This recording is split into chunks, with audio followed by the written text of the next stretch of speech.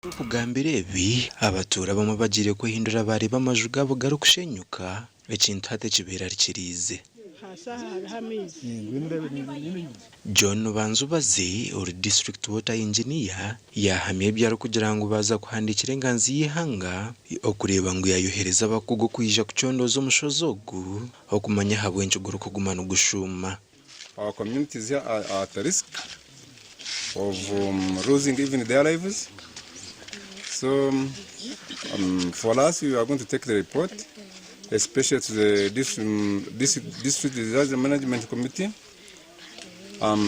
to write to the Prime Minister's office, to involve experts. John nagira ngo hansi habasa kuba hariye misheke mwena misi kugaruka kuba mingi ensheke zigara. I think the problem is there is a differential settlement caused by land movement.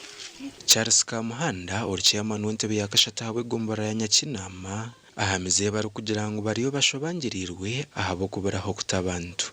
So twari gusaba mu government batuyambe barebe nk'abo bantu bazi iby'amataka ba geologist nangwa abandi biyizi iby'amataka baze bareba ikibazo kiri guturuka ariko icyo kibazo kitacabaho aba bantu nabo kwimurwa. Amakaga abantu bari kwikabe na 20 nibo batunguka haburwa ngo batandike kuforoka. Abantu ho kuba ntaho ariko nyine nubwo ari ntaho ubwo nugushakisha tugatura kwa bagenzi bacu baduturanye nangwa se urabashoboyemo gake agapangisha ariko urukura yuko ari ingorane ari kwiga mu nzu y'umundi muntu ari ugupangisha gukona yuko ari ingorane twahuye nayo nk'abanyetanga.